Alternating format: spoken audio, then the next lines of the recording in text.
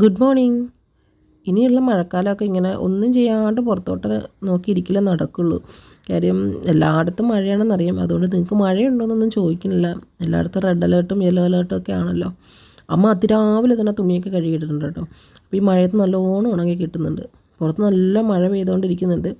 ഞാനും കുഞ്ചും മഴയൊക്കെ നോക്കിയിരിക്കുകയാണ്. മഴയൊക്കെ പെയ്ത് നമ്മുടെ 10 മണിയൊക്കെ ഇങ്ങനെ താഴോട്ട് വീണ് കിടക്കുകയാണ്. എല്ലാ ചെടികളിലൊക്കെ ഇങ്ങനെ വെള്ളം തുള്ളി തുള്ളിയായിട്ട് നിൽക്കുന്നുണ്ട്.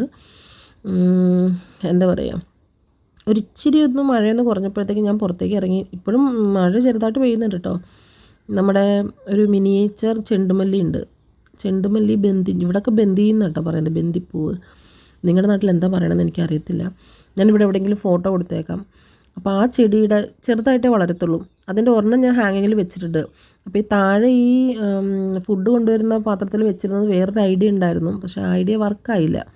അതിന് വേണ്ടി സ്പേസ് ഉണ്ടായിരുന്നില്ല. അപ്പം പിന്നെ അതിൽ നിന്ന് എടുത്ത് ഞാൻ ഒരു ഹാങ്ങിങ് പോട്ടിലേക്കും കൂടെ അതങ്ങ് നട്ട് കൊടുക്കുകയാണ്. അപ്പോൾ രണ്ട് സൈഡിലും രണ്ടായിട്ട് പൂ ഉണ്ടായി നിൽക്കുമ്പോൾ കാണാൻ നല്ല ഭംഗിയായിരിക്കുമല്ലോ എന്ന് ഓർത്തിട്ട് ആ ചെണ്ടുമല്ലിയും കൂടെ ഒരു ഹാങ്ങിങ് പോട്ടിലേക്ക് നട്ട് കൊടുത്തു കേട്ടോ. ഇതിപ്പോൾ അകത്തിരുന്നൊക്കെ ചെയ്യാൻ പറ്റുള്ളൂ, പുറത്ത് നല്ല മഴയാണ്. ഈ ചെടിക്ക് പിന്നെ നല്ല വെയിലുണ്ടെങ്കിലും അത് നിന്നോളും, കുഴപ്പമില്ലാണ്ട് നിന്നോളും. അതുകൊണ്ടാണ് ഞാനിവിടെ ഹാങ്ങിങ്ങിൽ ഇടുന്നത്. ഞാൻ നേരത്തെ പറഞ്ഞിട്ടുണ്ടായിരുന്നു ഇവിടെ ഹാങ്ങിങ് ഇടുന്നിടത്ത് നല്ല വെയിലാണ്. ഇനിയിപ്പോൾ ഈ മഴക്കാലം ആയതുകൊണ്ട് ഇനിയിപ്പം വെയിൽ വരുമെന്നൊന്നും അറിയത്തില്ല. എങ്കിലും ഇടയ്ക്ക് വെയിലൊക്കെ വരുമല്ലോ.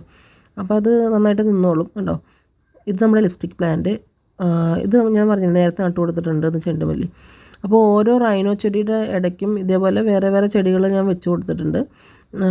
അപ്പുറത്തെ 2 സൈഡോ വെറുതെ കിടക്കുന്നുണ്ട് കേട്ടോ. അവിടെയും കൂടെ എന്തെങ്കിലുമൊക്കെ നട്ട് കൊടുക്കണം. അപ്പോൾ ഇന്ന് രാവിലെ കഴിക്കാൻ വേണ്ടിയിട്ട് അപ്പവും പൊട്ടറ്റോയുടെ സ്റ്റൂ ആയിരുന്നു കേട്ടോ. ഉരുളക്കിഴങ്ങിൻ്റെ വൈറ്റ് കളറിൽ വെക്കുന്ന സ്റ്റൂ ഇല്ലേ, അതായിരുന്നു. നല്ല ടേസ്റ്റ് ആയിരുന്നു. മഴയത്ത് ഇതേപോലെയൊക്കെ പിന്നെ ഫുഡ് നമുക്കൊരു ആശ്രയമുള്ളത്, എൻ്റർടൈൻമെൻറ്റ്.